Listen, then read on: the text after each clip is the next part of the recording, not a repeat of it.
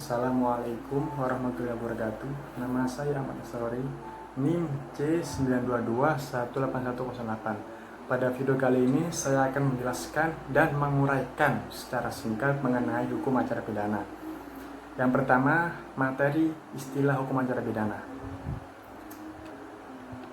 Sebelum secara resmi nama Undang-Undang Hukum Acara Pidana disebut Kitab Undang-Undang Hukum Acara Pidana, pasal 285 KUHP telah menggunakan istilah Wetboek van Strafvordering dari kata Belanda. Dan kalau diterjemahkan secara harfiah menjadi Kitab Undang-Undang Tuntutan Pidana, maka berbeda apabila dipakai istilah Wetboek van Strafvordering atau Procedure of Criminal.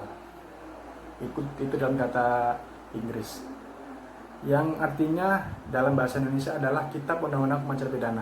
Tetapi menurut Menteri Kehakiman Belanda, istilah strafvordering itu meliputi seluruh prosedur acara pidana. Istilah lain dalam hukum acara pidana dapat disebut juga hukum pidana formil.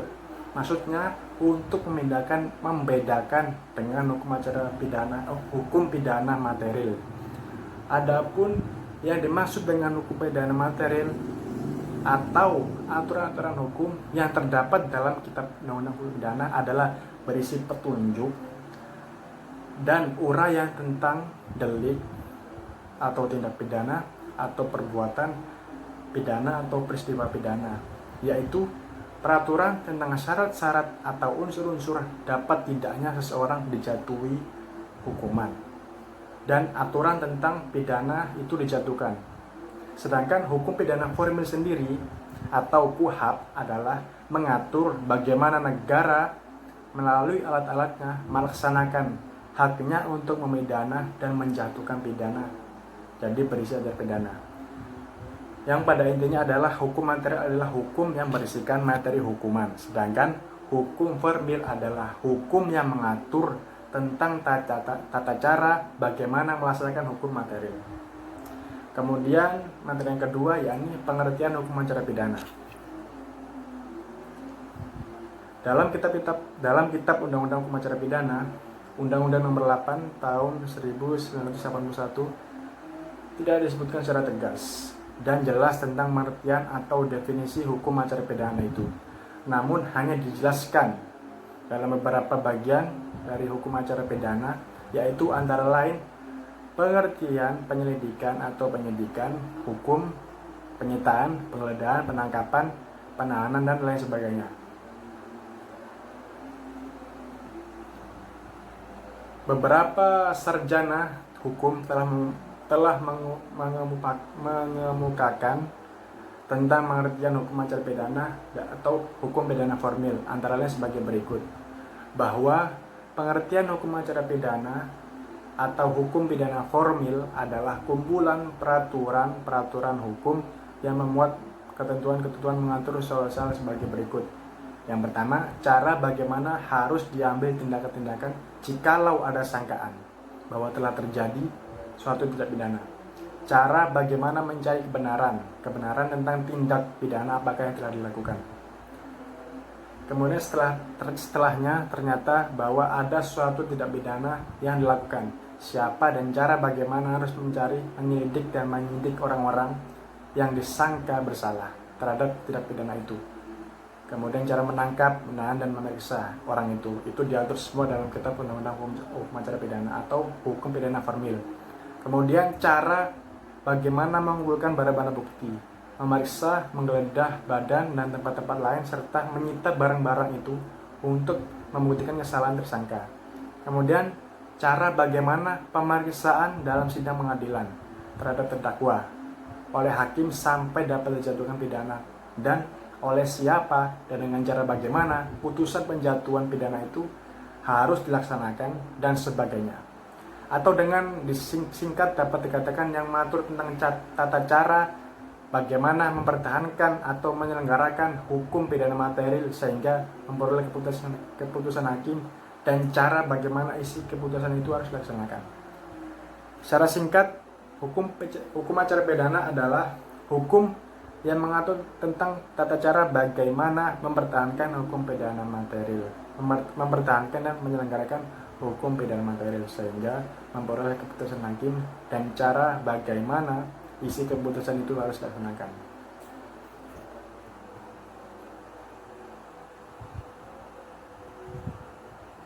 Kemudian selanjutnya materi mengenai fungsi hukum acara pidana.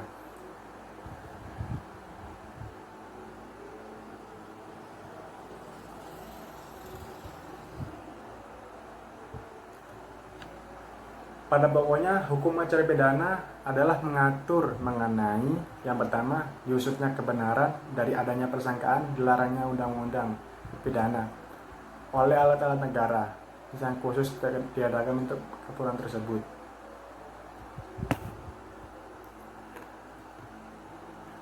Pada intinya, fungsi hukum acara pidana ada 3, yakni yang pertama, mencari dan menemukan kebenaran. Yang kedua, pengambilan putusan oleh hakim. Yang ketiga, pelaksanaan daripada putusan yang telah diambil.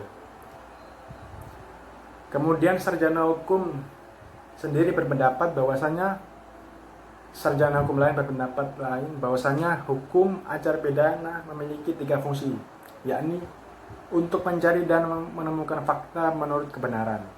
Yang kedua, menerapkan hukum dengan keputusan berdasarkan keadilan. Yang ketiga, melaksanakan keputusan secara adil. Lanjut mengenai materi tujuan hukum acara pidana. Bukan hanya fungsi dalam hukum acara pidana, tetapi hukum acara pidana juga mempunyai tujuan. Yang pertama, untuk mencari dan mendapatkan atau setidak-tidaknya mendekati kebenaran. Materi ialah kebenaran yang selengkap-lengkapnya dari suatu perkara pidana dengan menerapkan ketentuan-ketentuan hukum secara jujur dan tepat. Kemudian untuk mencari siapa pelakunya yang dapat didakwakan melakukan pelanggaran hukum material, dan selanjutnya meminta pemeriksaan dan putusan dari pengadilan guna menentukan apakah terbukti bersalah tindakannya atau tidak. Kemudian setelah putusan pengadilan dijatuhkan dengan segala upaya hukum yang telah dilakukan, dan akhirnya putusan telah mempunyai kekuatan hukum tetap, maka hukum acara pidana mengatur pula pokok acara pelaksanaan dan pengawasan dari putusan tersebut. Dengan demikian, pedoman pelaksanaan KUHP tersebut telah menyatukan antara tujuan dan tugas atau fungsi hukum acara pidana.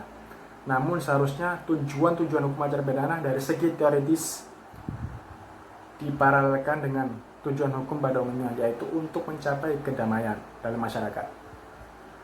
Selanjutnya dalam operasionalisasi tujuan hukum acara pidana dari segi praktis adalah untuk mendapatkan suatu kenyataan yang berhasil mengurangi keresahan dalam masyarakat berupa aksi sosial yang bersifat rasional dan konstruktif berdasarkan kebenaran hukum dan keadilan hukum.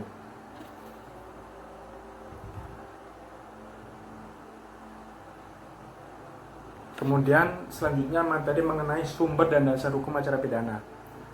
Di dalam pelaksanaan hukum acara pidana di Indonesia, maka sumber dan dasar hukumnya antara lain sebagai berikut. Yang pertama, Pasal 24 Undang-Undang Dasar RI tahun 1945. Yang pertama, kekuasaan kehakiman merupakan kekuasaan yang merdeka untuk menyelenggarakan peradilan guna menegakkan hukum dan keadilan. Yang kedua, kekuasaan kehakiman dilakukan oleh sebuah mahkamah agung dan badan peradilan yang berada di bawahnya dalam lingkup peradilan umum, lingkungan peradilan agama, lingkungan peradilan militer, lingkungan peradilan tata usaha negara, dan oleh sebuah mahkamah konstitusi. Kemudian sumber hukum acara pidana yaitu pasal 24 ayat 1 Undang-Undang Dasar Negara Republik Indonesia tahun 45, yang mana Mahkamah Agung berwenang mengadili pada tingkat kasasi, menguji peraturan perundang-undangan di bawah undang-undang terhadap undang-undang, dan mempunyai wewenang lainnya yang diberikan oleh undang-undang. Yang ketiga, pasal 5 ayat 1 Undang-Undang dari Undang-Undang Nomor 1 Tahun 1991. Yang ketiga, yakni Undang-Undang RI Nomor 8 Tahun 1981 tentang Kitab Undang-Undang Hukum Acara Pidana yang disingkat KUHAP. Kemudian sumber hukum yang lain yaitu Undang-Undang RI Nomor 14 Tahun 1970 tentang ketentuan pokok kekuasaan kehakiman. Selanjutnya mengenai materi hukum, asas-asas dalam hukum acara pidana. Asas yang mengatur perlindungan terhadap keluhan harkat dan martabat manusia yang ditegakkan sebagaimana termuat dalam Kitab Undang-Undang Hukum Acara Pidana antara sebagai berikut. Yang pertama, peradilan dilakukan demi keadilan berdasarkan ketuhanan yang Maha Esa. Yang kedua, asas persamaan di depan hukumnya, equality before the law, artinya setiap orang di hadapan hukum semua sama, meskipun dari tingkat sosial, agama, golongan, warna kulit, kaya, miskin, ataupun yang lain. Di muka hukum semua sama. Dari ketentuan tersebut terdapat dasar hukumnya, yakni Pasal 4 ayat 1 Undang-Undang Nomor 48 Tahun 2009. Yang ketiga, tidak seorang pun dapat dihadapkan di depan pengadilan selain daripada yang ditentukan oleh undang-undang. Asas legalitas. Kemudian yang keempat, tidak seorang pun dapat dijatuhi pidana kecuali apabila pengadilan karena alat pembuktian yang sah atau terbukti bersalah menurut undang-undang mendapat keyakinan bahwa seseorang yang dianggap dapat bertanggung jawab telah bersalah atas perbuatan yang didakwakan atas dirinya. Yang kelima, asas perintah tertulis dari yang berwenang. Artinya segala tindakan mengenai penangkapan, penahanan, penggeledahan, penyitaan hanya dapat dilakukan berdasarkan perintah tertulis oleh pejabat yang berwenang oleh undang-undang. Kemudian asas praduga tak bersalah,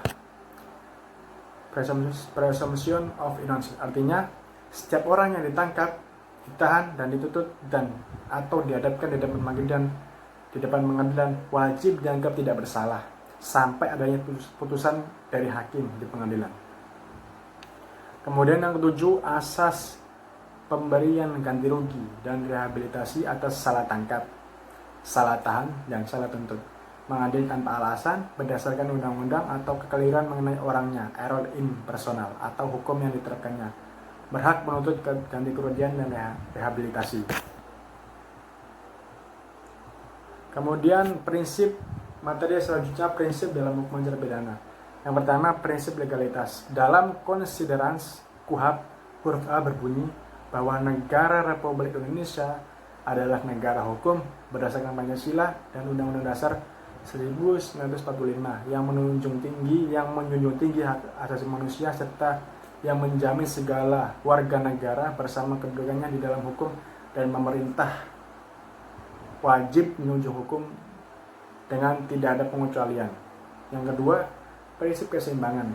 Dalam konsiderasi KUHAP, huruf C antara lain ditegaskan bahwa dalam setiap penegakan hukum harus berlandaskan prinsip keseimbangan yang serasi, di antaranya perlindungan terhadap harkat dan martabat manusia dengan perlindungan terhadap kepentingan dan ketertiban manusia. Yang ketiga, prinsip unifikasi. Dalam konsiderasi KUHAP huruf B bahwa demi pembangunan di bidang hukum sebagaimana termaktub dalam garis-garis besar haluan negara, perlu mengadakan usaha peningkatan dan penyempurnaan pembinaan hukum nasional dengan mengadakan pembaruan kodifikasi serta unifikasi hukum dalam melakukan pelaksanaan secara nyata dan di wawasan Nusantara. Dan keempat, prinsip diferensial fungsional. Yang dimaksud dengan diferensial fungsional adalah penjelasan dan penegasan pembagian tugas dan wewenang masing-masing antara jajaran aparat penegak hukum secara internasional. Yang kelima, prinsip saling koordinasi. Dimaksud saling koordinasi di sini adalah yaitu bull-in control, artinya pengawasan dilaksanakan berdasarkan struktural oleh masing-masing instansi menurut jam pengawasan, span of control, dari atas pada bawahan.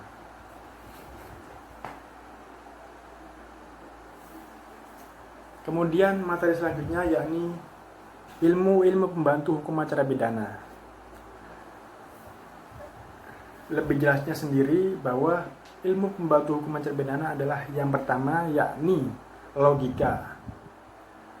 Logika diperlukan dalam hukum acara pidana karena untuk memperoleh suatu kebenaran maka diperlukan logika yang tajam, serta untuk dapat menghubungkan satu keterangan dengan keterangan lainnya. Dalam hal ini sangat dibutuhkan sekali mengenai logika. Pada bagian hukum acara pidana, yang paling membutuhkan pemakaian logika ialah masalah pembuktian dan metode penyidikan. Maka dari itu, ilmu logika sangat penting sekali bagi hukum acara pidana, dalam hukum acara pidana. Yang kedua, psikologis.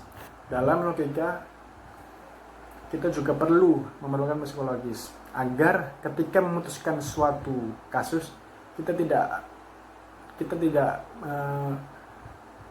pilih kasih atau saling memilih untuk memutuskan bahwasannya ini benar, ini salah. Kita harus menggunakan psikologis agar kebenaran dari pelaku perbuatan tindak pidana dengan memberikan agar mampu memberikan pertanyaan yang membuat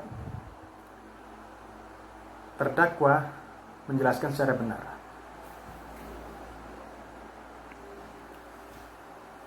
Kemudian selanjutnya kriminalistik, kemudian psikiatri, kriminologi, dan seterusnya.